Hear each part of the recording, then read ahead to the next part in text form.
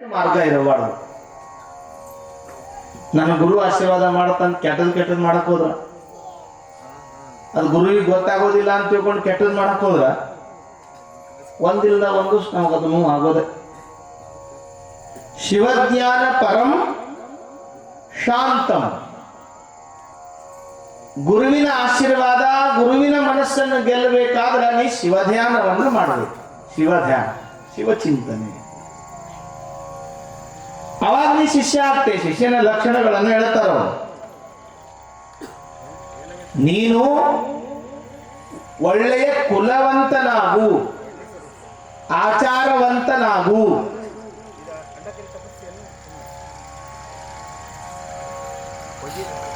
ವಾಮ ಮಾರ್ಗವನ್ನ ಬಿಟ್ಟು ಒಳ್ಳೆಯ ಮಾರ್ಗದಲ್ಲಿ ಹೋಗು, ಶಿವಧ್ಯಾನವನ್ನು ಮಾಡು, ಶಾಂತರಿಂದಿರು, ಶಿವತತ್ವ ಚಿಂತನಂ. ಶಿವತತ್ವವನ್ನು ಯಾವಾಗ ಒಳ್ಳೆಯ ಶಿವಧ್ಯಾನವನ್ನು ಮಾಡಿದ್ರೆ ನಿನಗೆ ಒಳ್ಳೆಯ ಭಾವನೆ ಬರ್ತದ. ನಿನಗೆ ಒಳ್ಳೆಯ ಭಾವನೆ ಬಂತು ಅಂದ್ರ ಗುರು ಏನು ಮಾಡ್ತಾನ? ಆಶೀರ್ವಾದ ಮಾಡ್ತಾನ. ಪಾಠಶಾಲೆ ಕಲ್ಯಾಕ ರಾಜನ ಮಗ ಒಂದು ಗುರುಕುಲದಲ್ಲಿ ಇದ್ದ. ರಾಜನ ಮಗ ಇಡೀ ಆ ರಾಜ್ಯಕ್ಕೆ ರಾಜ್ಯಭಾರವನ್ನ ಮಾಡುವಂತ ಆ ರಾಜ ಮುಂದ ನನ್ನ ಆಸ್ಥಾನವನ್ನ ನಡೆಸ್ಕೊಂಡು ಹೋಗಾಕ ಅವ ಒಂಚೂರು ವಿದ್ಯೆಯನ್ನು ಕಲಿಬೇಕು ಅಂತ ತಿಳ್ಕೊಂಡು, ಶಾಸ್ತ್ರಗಳನ್ನು ಕಲಿಬೇಕು ಅಂತ ತಿಳ್ಕೊಂಡು ಪಾಠಶಾಲೆಗೆ ಗುರುಕುಲಕ್ಕೆ ಹಾಕ್ತಾರೆ. ಇವ ರಾಜನ ಮಗ, ಉಚ್ಚ ಕುಲ ಇದೆ. ಆದರೆ ಇವ ರಾಜನ ಮಗ ಅಲ್ಲ, ಶ್ರೀಮಂತನ ಮಗ. ಗುರುಕುಲದಲ್ಲಿ ಏನಿರ್ತದೆ? ಎಷ್ಟು ಶ್ರೀಮಂತ ಆದ್ರೂ ಕೂಡ ಗುರುವಿನ ಕಾರುಣ್ಯಕ್ಕೆ ಒಳಗಾಗಬೇಕಾದ್ರೆ ಸೇವಾ ಮಾಡಬೇಕು. ಸೇವ್ಯತಾ ಪರಮಾಚಾರ್ಯ. ನೀ ಸೇವೆ ಮಾಡದೇ ಇದ್ರೆ ನೀ ಕಲಿತ ವಿದ್ಯೆ ಯಾವುದೂ ಕೂಡ ಫಲವನ್ನು ಕೊಡೋದಿಲ್ಲ. ಸೇವೆ ಮಾಡದೇ ಇದ್ರೆ ನೀವು ಕಲಿತ ವಿದ್ಯೆಗೆ ಆಶೀರ್ವಾದ ಸಿಗಕ್ಕೆ ಸಾಧ್ಯನೇ ಇಲ್ಲ. ಮೊದಲು ಸೇವಾ ಮಾಡಬೇಕು. ಕಸ ಹೊಡೆ ಸೇವಾ ಮಾಡೋಕೆ ಮೊದಲು ಗುರುಕುಲದಲ್ಲಿ ಕಸ ಹೊಡೆ ಸೇವಾ ಮಾಡಿ ಆ ಗುರುಕುಲವನ್ನು ನನ್ನ ಮನಿ ಅಂತ ತಿಳ್ಕೊಂಡು ಸ್ವಚ್ಛ ಇಟ್ಟುಕೊಂಡು ಎಂದು ಪಕ್ಕ ಗುರು ಕಾರುಣ್ಯ ಆಗೋದ್ರಲ್ಲಿ ಯಾವುದೇ ಸಂಶಯವಿಲ್ಲ. ಯಾವುದೇ ಸಂಶಯ. ಅವ ರಾಜನ ಮಗ ನನಗೆ ಕಸ ಹೊಡ್ಯಕ್ಕಾಗಲ್ಲ, ಸೇವಾ ಮಾಡೋಕ್ಕಾಗಲ್ಲ. ರಾಜ ಏನು ಮಾಡಿದ, ಹಂಗಾರ ಸೇವಾಕ್ಕೊಬ್ಬವನು ಕಳಿಸ್ಕೊಡು ಅಂದ. ಸೇವಾಕ್ಕೊಬ್ಬವನು ಒಂದು ಆಳು ಕಳಿಸ್ಕೊಡು. ಗುರುಕುಲಕ್ಕೆ ಹೋದ್ರು.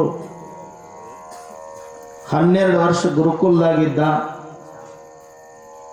ಆ ಗುರುಕುಲದಾಗ ರಾಜನ ಸೇವೆ ಬಂದಾಗ ಅವನ ಜೊತೆಗೆ ಬಂದದ್ನಲ್ಲ, ಅವ ಸೇವಾ ಮಾಡ್ತಿದ್ದ. ಅವನು ಕಸ ಹೊಡೆದು, ಗುರುಗಳು ಬಟ್ಟೆ ತೊಳೆದು, ಗುರುಗಳು ಸೇವಾ ಮಾಡೋದು ಅವ ಮಾಡ್ತಿದ್ದ. ಗುರುಗಳು ಸುಮ್ಮನೆ ಇದ್ರು. 12 ವರ್ಷ ಆಯಿತು.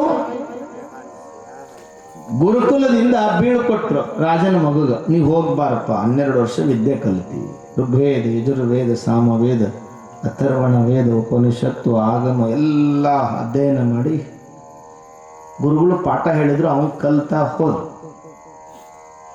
ಬರೀ ಪಾಠ ಕಲಿಯೋದು ಮುಖ್ಯ ಅಲ್ಲ. ಹೋದ್ರು.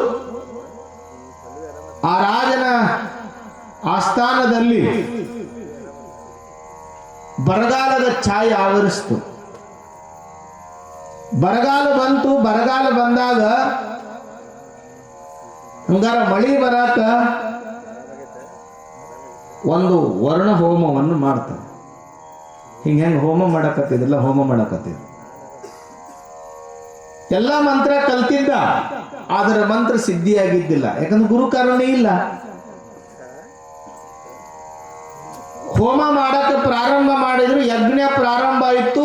ಬಿಡಿದಾದ ಮೋಡ ಕಪ್ಪಾಗಿ ಮಳಿ ಇನ್ನೇನು ಬರ್ತತಿ ಅನ್ನೋ ರೀತಿಯಲ್ಲಿ ಮೋಡ ಆವರಿಸ್ಕೊಳ್ತು. ಎಲ್ಲರೂ ಅಂದ್ರು, ನಮ್ಮ ರಾಜನ ಮಗ ವಿದ್ಯೆ ಚೆನ್ನಾಗಿ ಕಲ್ತಾನ.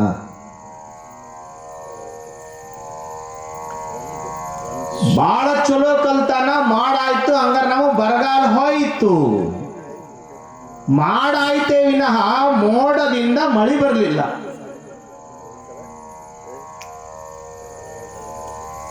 ಮೋಡದಿಂದ ಮಳೆ ಬರಲಿಲ್ಲ. ಮಳೆ ಬರದೇ ಇರೋದನ್ನ ನೋಡಿ ಇವ ರಾಜನ ಮಗ ಕಲ್ತಿರುವ ವಿದ್ಯೆನ ಚೆನ್ನಾಗಿ ಕಲ್ತೀನಿ, ಇನ್ನೂ ಬರಕೊಲ್ಲದ ಮಳಿ ಅಂದ್ರು.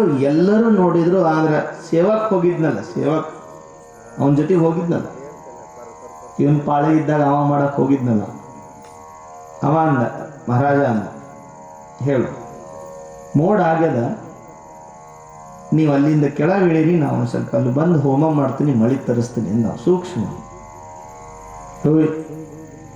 ನಾನು ವಿದ್ಯೆ ಕಲ್ತೀನಿ, ನಿನಗೇನು ಬರ್ತದ?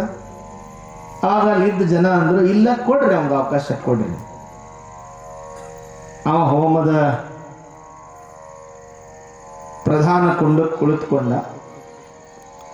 ಮಂತ್ರವನ್ನು ಚಾಲು ಮಾಡಿದ. ಮೊಟ್ಟ ಮೊದಲು ಅವ ಗುರುಗಳ ಪಾದವನ್ನು ಸ್ಮರಣೆ ಮಾಡಿದ. ಇವ ರಾಜನ ಮಗ ಅಂದ, ಯಾವ ಪಾದನ ಹೆಚ್ಚಿಗಿದ್ದಿಲ್ಲ, ಏನಿಲ್ಲ, ಸೀದಾ ಹೋಮಕ್ಕೆ ಕೂತ್ಕೊಂಡ ಮಂತ್ರ ಕಲ್ತಾನೆ ಅಂತ ಮಂತ್ರ ಹೇಳಕತ್ತಿದವ. ಮಂತ್ರ ಸಿದ್ಧಿ ಆಗ್ಬೇಕಾದ್ರೆ ಗುರು ಕಾರಣ ಇಲ್ದೇನೆ ಮಂತ್ರ ಸಿದ್ಧಿ ಆಗಕ್ಕೆ ಸಾಧ್ಯನೇ ಇಲ್ಲ. ಇವ ಹೋಮ ಮಾಡೋದು ಅಷ್ಟೇ ತಡ, ಆ ವರ್ಣದೇವನ ಮಂತ್ರವನ್ನು ಹೇಳಿದ ಅಷ್ಟೇ. ರಪ ರಪ ರಪ ಬೋರ್ ಗರಿಯುತ್ತಾ ಮಳಿ ಜೋರಾಗಿ ಬಂತು. ಎಲ್ಲ ಖುಷಿ ಪಟ್ಟು. ರಾಜನ ಮಗಗೆ ಏನು ಅನ್ನಕ ಬರಂಗಿಲ್ಲ. ಅವಾಗ ರಾಜನ ಮಗ ಅಂದ, ರಾಜ ದೊಡ್ಡ ರಾಜ ಅಂದ, ತಮ್ಮ ನೀ ಮಂತ್ರ ಕಲಿಯಕ್ಕೆ ಹೋಗಿದ್ದಿ, ಮಂತ್ರ ಕಲ್ತಿ, ವಾತಾವರಣ ಏನೋ ಆಯ್ತು, ಕರೆ ಮಳಿ ಯಾಕೆ ಬರಲಿಲ್ಲ? ಇವನು ಕರೆದು, ನೀ ಹೆಂಗ ಮಳಿ ತರಿಸಿದ್ದ? ಇಲ್ಲ, ಇದನ್ನು ಗುರುಕುಲಕ್ಕೆ ಹೋಗೋ ನಡ್ರಿ, ಯಾರ ನಮ್ಗೆ ವಿದ್ಯೆ ಹೇಳ್ಕೊಟ್ರಲ್ಲ ಅಲ್ಲೇ ಹೋಗೋ ನಡ್ರಿ ಅಂದ್ರು. ಅಲ್ಲಿಗೆ ಹೋದ್ರು. ಅವಾಗ ಗುರುಗಳು ಕೇಳಿದ್ರು, ಗುರುಗಳೇ, ನಿಮ್ಮ ಶಿಷ್ಯ ಈ ರಾಜನ ಮಗ ಮಂತ್ರ ಹೇಳಿದ, ಮಳಿ ಬರಲಿಲ್ಲ, ಮೋಡಾಯ್ತು ಅಷ್ಟೇ. ಆದ್ರೆ ಈವ ಮಂತ್ರ ಕಲ್ತಿಲ್ಲ, ಸೇವಾ ಮಾಡ್ಯಾನ, ಮಳಿ ಬಂತು ಹೆಂಗಂದ. ಅದಕ್ಕೆ ಗುರುಗಳು ಹೇಳಿದ್ರು, ನೋಡಪ್ಪ, ಇವಂಗ ಹೋಗ ಮುಂದ ತಲೆ ಮ್ಯಾಲ ಹಸ್ತ ಇಟ್ಟು, ಇವನು ಪಾಳೆ ಇದ್ದಾಗ ರಾತ್ರಿ ಇವಂದು ರಾಜನ ಮಗಂದು ಬಟ್ಟೆ ತೊಳೆದು ಎಲ್ಲ ರೆಡಿ ಮಾಡ್ತಿದ್ದ. ರಾತ್ರಿ 11 ಗಂಟೆ ಮ್ಯಾಲ ಬಂದು ನನ್ನ ಸೇವಾ ಮಾಡ್ತಿದ್ದ. ಸೇವಕ ಆಶೀರ್ವಾದ ಮಾಡಿದ ಫಲ ಅದು ಅಂತ ತಿಳ್ಕೊಂಡ್ರು. ಅಂದ್ರೆ ಸೇವೆಯಲ್ಲಿ ಭಗವಂತನಿದ್ದಾನೆ. ಅವಾಗ ಮತ್ತು ಪುನಃ ರಾಜನ ಮಗ 12 ವರ್ಷ ಗುರು ಸೇವೆಯನ್ನು ಮಾಡಿದ. ಹರಪೂಜೆ, ಗುರು ಸೇವೆ, ವರಪುಣ್ಯವಿಲ್ಲದೆ ಬರದ ಸುಖ ಭೋಗವು ದೊರಕುವುದುಂಟೆ ಆತ್ಮ. ಈ ಆತ್ಮ ದೊಡ್ಡದಾಗಬೇಕಾದ್ರೆ, ಆತ್ಮದರ್ಶನ ಆಗಬೇಕಾದ್ರೆ ಹರಪೂಜೆ, ಗುರು ಸೇವೆ, ವರಪುಣ್ಯವಿಲ್ಲದೆ ಬರದ ಸುಖ ಭೋಗವು ದೊರಕುವುದುಂಟೆ ಆತ್ಮ. ನಿನಗೆ ಭೋಗ ಮೋಕ್ಷಗಳು ಬೇಕು ಅಂದ್ರೆ, ಭೋಗ ಮೋಕ್ಷಗಳು ಬೇಕು ಅಂದ್ರೆ ಗುರು ಸೇವೆಯನ್ನು ಮಾಡು, ಲಿಂಗ ಪೂಜೆಯನ್ನು ಮಾಡು. ಆವಾಗ ಮಾತ್ರ ಗುರುವಿನ ಮಹತ್ವ ಗೊತ್ತಾಗ್ತದೆ. ಇವತ್ತ ಸೇವಾ ಮಾಡು ಅಂದ್ರೆ ಅವಾಗ ಮರ ಎಲ್ಲೇ ಹಚ್ಚಿಕೊಂಡ 7 ದಿವಸ ಉಳ್ದವ. ಎಣ್ಸಾಕತ್ತೇನ 1 2 3 4 5 6 ಯಪ್ಪ ಯಾವಾಗ ಹೋಗ್ಯಾನಂತ ಇಲ್ಲ, ಹಂಗೇನಿಲ್ಲ ಅಂತ ನಾನು ಭಾವಿಸ್ಕೊಂಡಿದ್ದೇನೆ. ದಿವಸ 4 ದಿವಸ ಈ ದೊಡ್ಡ ಸಮಾರಂಭದ 4 ದಿವಸಗಳನ್ನು ನಾವು ಕಳೆದಿದೆ. 17ನೇ ತಾರೀಕಿಗೆ ಪ್ರಾರಂಭ ಆಗಿ ಇವತ್ತು 20ನೇ ತಾರೀಕು ಬೆಳಿಗ್ಗೆ